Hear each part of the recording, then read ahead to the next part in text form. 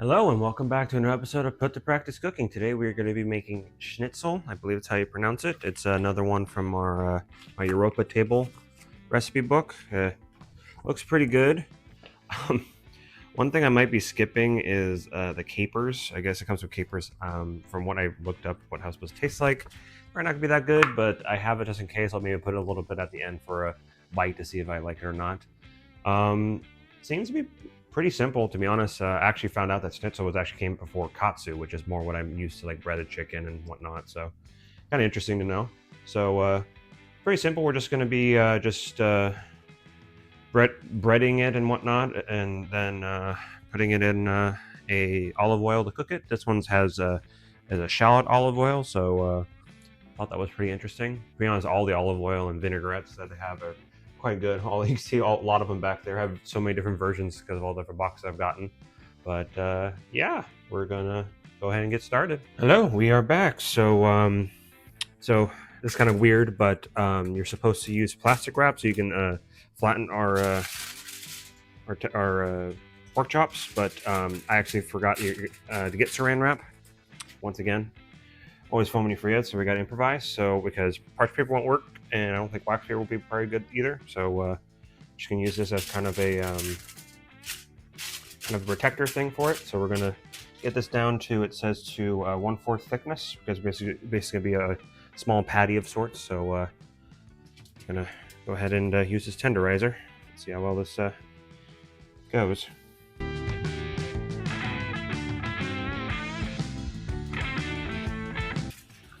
Alright, I think that's about as good as we're going to get it. So next we are going to bread it, put in egg wash, and then put in breadcrumbs. I will say I am so used to panko breadcrumbs, I don't think I've actually seen like proper breadcrumbs like ever. So it's kind of interesting to see. So first off, we put in here, dust it off. It's very similar to what we did with the our orange chicken. So gonna dredge that up.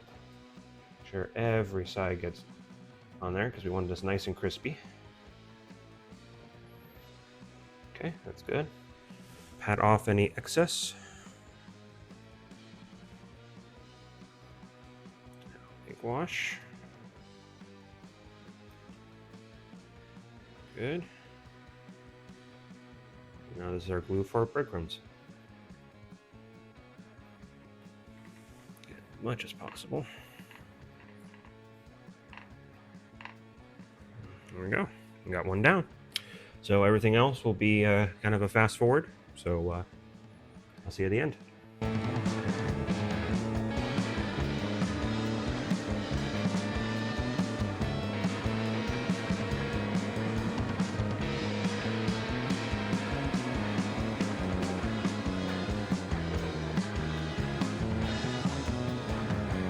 All right, so here we have our 4 pork chops. Look pretty good to me. All breaded. I will say, I always find it really annoying whenever, like, I will say the chicken was perfect amount, but I feel that's such a waste of everything else. I think you could probably maybe get like maybe another 1 or 2 out of this maybe, because I feel like that's, unfortunately, all of this has to be thrown away because I'll be in contact with raw pork and whatnot. So, oh well. So next we're going to get to the cooking. So see you in a second. All right, so we are back. So now what we got is our breaded pork chops. We're going to put it right here in our, I believe it's a half cup. Oh, sorry, 1/3 cup of our olive oil in our pan. And now we are going to place them right in. It says for about 2 to 3 minutes for each side, or until it's cooked. Have our meat thermometer just to verify. So we're gonna get started cooking. Guess it wasn't there yet, so might have to soak there for a little bit longer, unfortunately.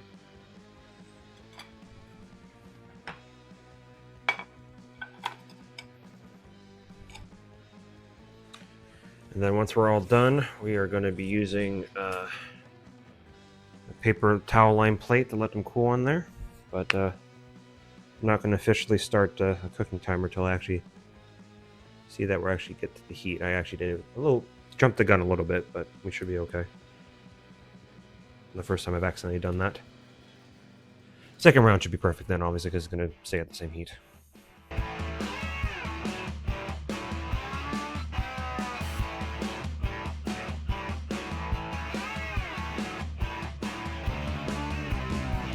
Yeah, we're kind of getting there. So it's going to be a little bit longer, but so far so good. It's in the 130 range. We're looking for 170. At least. Yeah, 170 Fahrenheit. I mean, to be honest, it's looking very good.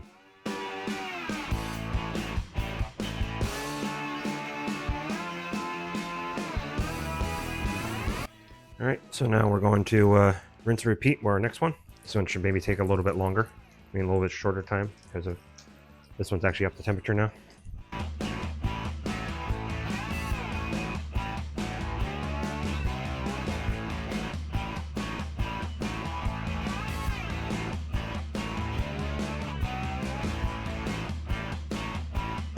All right, so that is our stuff fully done.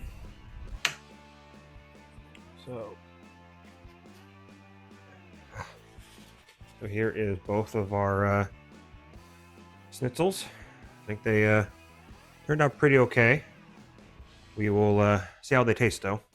So I'll be back once I give it all its, at least one of them all their dressings and everything. So back in a second. All right, we are back. So here is our final thing for our schnitzel. I put on a kind of a mustard sauce. The recipe's gonna be down below. I think it has like apple cider vinegar, honey, stone ground mustard, and sour cream. I believe there might be something else in there, but there's that. And then I also just chopped up some fresh Italian parsley. So we will see how this is.